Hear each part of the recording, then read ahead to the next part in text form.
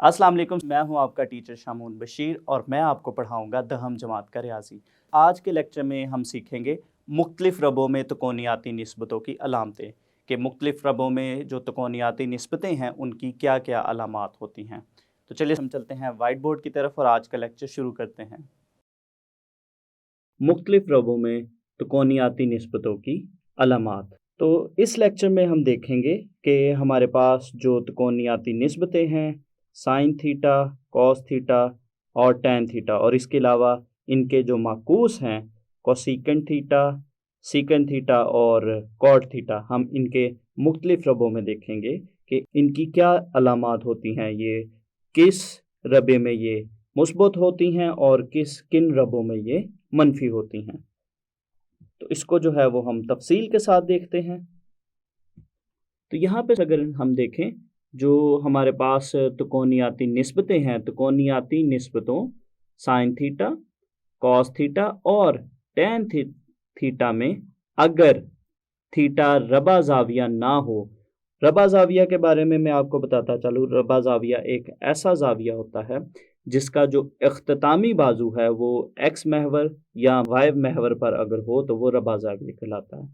तो अगर थीटा रबा जाविया ना हो, इसका मतलब है कि अगर एक्स महवर या वाई महवर पर जाविया नहीं बनता तो थीटा किसी एक ख़ास रबा में होगा। तो चूँकि हमारे पास टोटल 4 रबे हैं, पहला, दूसरा, तीसरा और चौथा, तो इसका मतलब है अगर जाविया रबा जाविया नहीं है तो वो फिर चारों में से किसी एक रबे में मौजूद होगा। चूँकि आर बराबर है, ये जैसा कि हमने पिछले लेक्चर में सीखा था कि आर की कीमत हम आसानी से निकाल सकते हैं इस फार्मूला से। आर बराबर है जज़र में एक्स की कुव्वत 2 जमा वाई की कुव्वत 2। हमेशा मुस्बत अदद होता है। चूँकि आर की अगर हम बात करें तो ये हमारे पास जो ओरिजिन है या जो मुब्दा है उस नुक्ते से लेकर जो पी नुक्ता है वहाँ तक का ये फासला था। तो ये फासला चूँकि हमेशा मुस्बत होता है, ये आर की कीमत हमेशा मुस्बत होगी। और अगर थीटा का जो रबा है मालूम हो तो हम किसी भी तकोनियाती निस्बत की अलामत मालूम कर सकते हैं।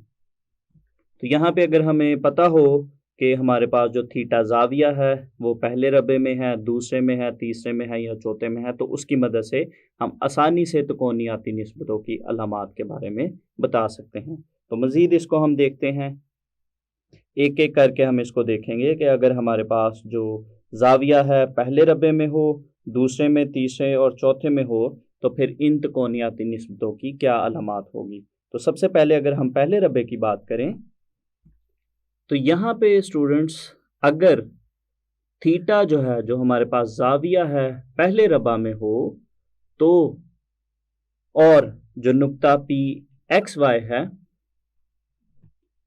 जाविया थीटा के इख्तितामी बाजू पर वाक़े हो तो एक्स और वाई मोहरित दोनों मुस्बत होंगे। अगर हम पहले रबा की बात करें तो पहले रबा में हमारे पास जो एक्स की कीमतें वो भी मुस्बत होती हैं और जो वाई है वाई की कीमतें भी मुस्बत होती हैं। लिहाजा पहले रबा में तमाम तकोनियाती निस्बतें मुस्बत होंगी। पहले रबा में चूँकि एक्स और वाई दोनों की कीमतें जो हैं वो मुस्बत होती हैं, इस वजह से हमारे पास जो 6 की 6 तकोनियाती निस्बतें हैं वो उनकी जो अलामात हैं वो मुस्बत होंगी। इसी तरह से अगर हमारे पास जो जाविया है, अगर जो थीटा है दूसरे रबा में हो, तो अगर हम दूसरे रबा की बात करें तो दूसरे रबा में जो एक्स की कीमत है वो नफ़ी में होती है और जो वाई की कीमत है वो मुस्बत होती है। तो हमारे पास चूँकि इसमें जो एक्स मोहरिद है वो मनफी और वाई मोहरिद जो है वो मुस्बत होगा, तो इसलिए हमारे पास जो फार्मूला बनेंगे साइन थीटा का फार्मूला चूँकि वाई बटा आर है, इसमें हमारे पास जो वाई भी मुस्बत है और इसी यहाँ पे अगर हम देखें तो वाई मुस्बत है, वाई भी मुस्बत है और आर हमेशा मुस्बत होगा। तो चूँकि ये दोनों मुस्बत हैं तो इसलिए जो साइन थीटा है ये सिफर से बड़ा होगा और सिफर से बड़ा होने का मतलब है मुस्बत। इसी तरह से अगर हम कॉस थीटा की बात करें तो इसका फार्मूला बनता है एक्स बटा आर। इसमें चूँकि x मनफी है, r मुस्बत है, तो इसका जो जवाब है वो हमें मनफी मिलेगा। तो इसका मतलब हुआ कि जो cos थीटा है वो 0 से छोटा होगा, और 0 से छोटा होने का मतलब है कि ये मनफी होगा। तो दूसरे रबा में जो साइन है वो मुस्बत होता है और जो कॉज है ये मनफी होता है। इसी तरह से अगर हम tan की बात करें तो tan का फॉर्मूला चूँकि होता है y/x, तो यहाँ पे y मुस्बत है लेकिन x मनफी है, तो इसका मतलब है कि यहाँ से हमें एक मनफी कीमत मिलेगी। मनफी कीमत होने का मतलब है 0 से छोटा होना। तो जो दूसरा रबा है उसमें जो टेंजेंट है, टेंजेंट जो है वो उसकी अलामत होगी मनफी। तो हमारे पास यहाँ से कुछ इस तरह से बनता है कि जो दूसरा रबा है उसमें जो साइन थीटा है ये मुस्बत होगा। 0 से बड़ा होने का मतलब है मुस्बत होना और 0 से छोटा होने का मतलब है मनफी होना। और दूसरे रबा में जो हमारे पास जो कॉज है, कॉस थीटा ये मनफी होगा, और इसी तरह से जो टैन थीटा है ये भी मनफी होगा। तो जो अलामात इन त्रिकोणियाती निस्बतों के हैं वही अलामात इनके माकूस की भी होगी। इसका मतलब है कि साइन का जो माकूस है कोसिकेंट वो भी दूसरे रबा में मुस्बत होगा। इसी तरह से इन दोनों के, कॉस के और टैन के जो माकूस हैं वो भी दूसरे रबा में मनफी होंगे। इसके बाद हम देखते हैं तीसरे और चौथे रबा में किस तरह की अलामात होंगी। जब थीटा या जो जाविया है तीसरे रबा में हो तो नुक्ता जो हमारे पास भी एक्स वाई है इसमें जो एक्स मुहरिद और वाई मुहरिद है दोनों मनफी होंगे। तो हमारे पास जो तीसरा रबा होता है, तीसरे रबे में हमारे पास जो एक्स की कीमत है वो भी मनफी होती है और इसी तरह से वाई की कीमत भी मनफी होती है। तो यहाँ पे अगर हम देखें हमारे पास जो साइन थीटा है उसका फॉर्मूला होता है y/r। r चूँकि मुस्बत है लेकिन y की कीमत मनफी है, इसका मतलब है यहाँ से हमें मनफी जवाब मिलेगा। तो इसका मतलब हुआ कि जो हमारे पास तीसरा रबा है, तीसरे रबे में जो साइन थीटा है वो मनफी होगा। इसी तरह से अगर हम कॉस थीटा के फार्मूला की बात करें तो ये हमारे पास बनता है x/r। x की कीमत मनफी है और r की कीमत मुस्बत है, तो इसका मतलब है कि यहाँ से हमारे पास इसका मनफी जवाब मिलेगा। जो कॉस थीटा है तीसरे रबा में ये मनफी होता है। और इसी तरह से अगर हम टैन थीटा की बात करें तो टैन थीटा का जो फॉर्मूला होता है वो होता है y/x, और y/x में हमारे पास जो y का निशान है मनफी है, इसी तरह से x का निशान भी मनफी है। तो यहाँ से जो y/x की जो कीमत बनेगी वो मुस्बत बनेगी। तो इसका मतलब है कि जो तीसरा रबा है उसमें जो हमारे पास टैन है वो मुस्बत होगा। इसके बाद हम चौथे रबा की बात करते हैं। चौथे रबा में अगर हम जाएं, चौथे रबा की अगर हम बात करें तो यहाँ पे हमारे पास x की कीमत मुस्बत होगी और जो y है उसकी कीमत मनफी होगी। तो यहाँ पे हम अगर देखें तो हमारे पास जो साइन थीटा का फॉर्मूला बनता है y/r, तो y यहाँ पे चूँकि मनफी है और इसकी कीमत फिर यहाँ पे 0 से छोटी बनेगी। इसका मतलब है कि चौथे रबा में जो साइन थीटा है वो नफ़ी होगा या मनफी होगा। इसी तरह से अगर हम कॉस की बात करें तो कॉस का फॉर्मूला बनता है x/r। तो चौथे रबा में चूँकि x भी मुस्बत है, r पहले से ही मुस्बत है, तो इसका मतलब है कि यहाँ से हमें मुस्बत जवाब मिलेगा। तो मुस्बत जवाब होने का मतलब है 0 से बड़ा होना। तो चौथे रबा में जो कॉज है वो मुस्बत होता है। इसके बाद हम जो टैन है इसके अगर हम फार्मूला की बात करें तो यहाँ पे हमारे पास टैन का फार्मूला बनता है y/x। तो y यहाँ पे अगर हम देखें मनफी है, x मुस्बत है, लेकिन इसका जवाब जो है वो हमें मनफी मिलेगा। इसका मतलब है tan थीटा जो चौथा रबा है उसमें मनफी होता है। तो इसके बाद हम देखते हैं कि जो त्रिकोणियाती निस्बतें हैं उनकी जो अलामात हैं उनका हम एक खुलासा बनाते हैं। तो ये हमने जो त्रिकोणियाती निस्बतों की अलामात पढ़ी उनका हमने एक खुलासा बना लिया। यहाँ पे अगर हम देखें तो ये हमारे पास पहला रबा है, ये दूसरा, तीसरा रबा और यहाँ पे हमारे पास है चौथा रबा। अब अगर हम देखें, अगर हम पहले रबा की बात करें तो जैसा कि हमने तफसील से पढ़ा था कि पहला जो रबा है उसमें हमारे पास जो x है, x की कीमत भी मुस्बत होती है और इसी तरह से y की कीमत भी मुस्बत होती है। तो जो पहला रबा होगा उसमें जो 6 की 6 हमारे पास त्रिकोणियाती निस्बतें हैं इनकी अलामात मुस्बत होंगी या इनकी जो कीमतें हैं वो मुस्बत होंगी। तो मज़ीद अगर मैं आपको बताता चलूँ, यहाँ पे हमारे पास होता है 0 डिग्री और यहाँ पे हमारे पास होता है 90 डिग्री। तो 0 डिग्री से 90 डिग्री के दरमियान हमारे पास पहला रबा बनता है।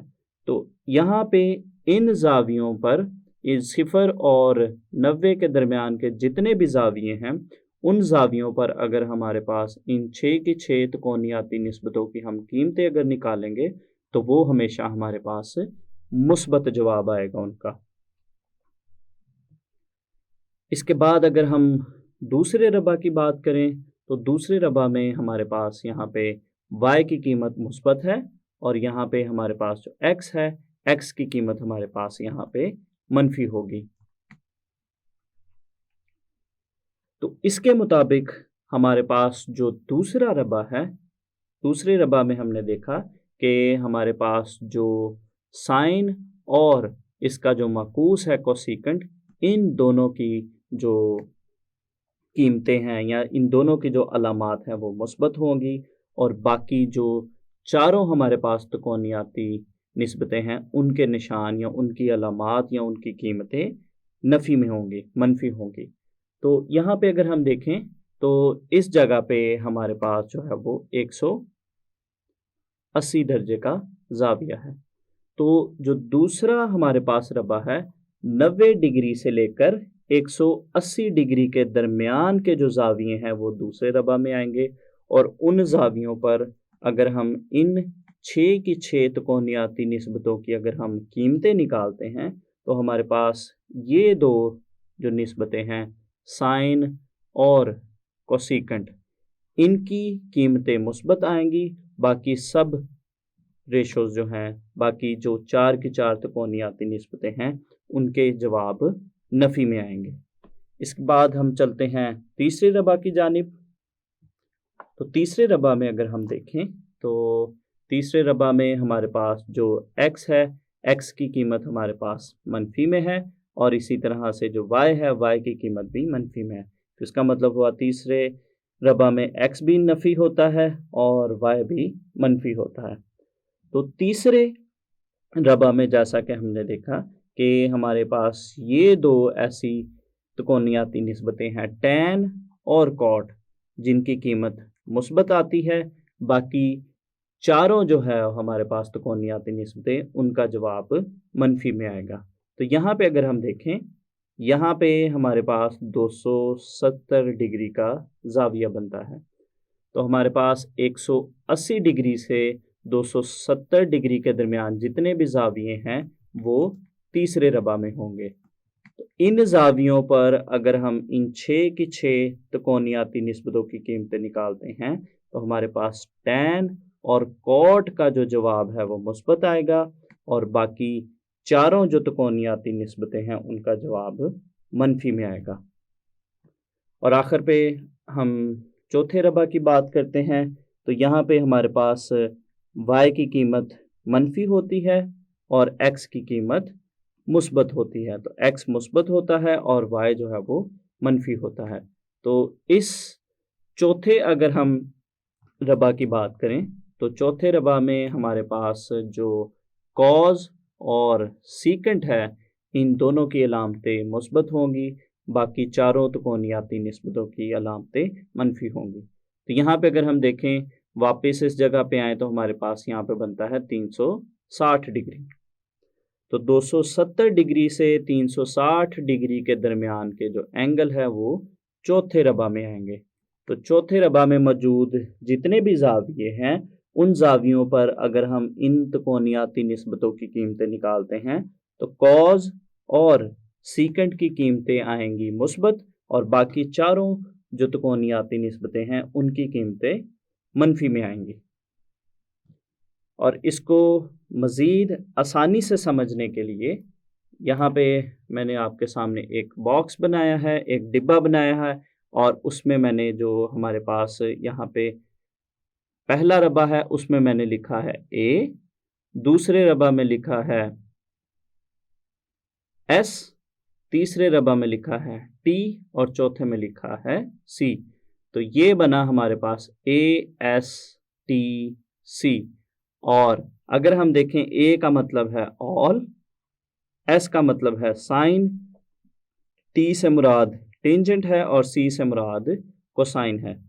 तो यहाँ पे आपकी आसानी के लिए मैं आपको एक सेंटेंस बताता हूँ, एक जुमला बताता हूँ। उस जुमले को अगर आप याद रखेंगे तो उसकी मदद से जो है वो आप आसानी से याद रख सकेंगे कि हम किस रबा में हमारे पास कौन सी त्रिकोणियाती निस्बत मुस्बत होती है और कौन सी त्रिकोणियाती निस्बत मनफी होती है। तो ये जुमला है ऐड शुगर टू कॉफ़ी। तो ये सिर्फ आपकी आसानी के लिए मैंने जुमला बनाया है, वो कुछ इस तरह से है। अगर हम रबों में इसकी बात करें तो ए का मतलब यहाँ से हम इसको पढ़ेंगे ऐड। जुमला ये इंग्लिश का है लेकिन अगर हम इसको याद रख लेंगे तो हम आसानी से इन त्रिकोणियाती निस्बतों की अलामात के बारे में बता सकते हैं। तो ए से मुराद ऐड, एस से मुराद शुगर, टी से मुराद टू और सी से मुराद coffee. Add sugar to coffee. तो इस तरह से अगर हम याद रखेंगे तो ए का मुराद ए से मतलब है ऑल, ऑल का मतलब है कि सारी की सारी यहाँ पे जो त्रिकोणियाती निस्बतें हैं मुस्बत होंगी। एस से मुराद है साइन, चूँकि यहाँ पे साइन मुस्बत है तो इसका जो माकूस है वो भी मुस्बत होगा। टी से मुराद टेंजेंट है तो इसका जो माकूस है वो भी यहाँ पे मुस्बत होगा। बाकी की जो त्रिकोणियाती निस्बतें हैं वो मनफी होंगी। तो यहाँ पे चौथा जो रबा है उसमें सी लिखा हुआ है, सी से मुराद कॉफ़ी या सी से मुराद यहाँ पे हम बेसिकली कोसाइन है। तो यहाँ पे कोसाइन जो है वो मुस्बत होगा और बाकी सारी की सारी त्रिकोणियाती निस्बतें यहाँ पे मनफी होंगी। आज के लेक्चर में हमने सीखा कि पहले रबा में, दूसरे, तीसरे और चौथे रबा में त्रिकोणियाती निस्बतों की क्या अलामात होती हैं। तो उम्मीद करता हूँ आपको आज का लेक्चर अच्छे से समझ आया होगा। तो अगले लेक्चर तक के लिए दीजिए इजाज़त। अल्लाह हाफिज़।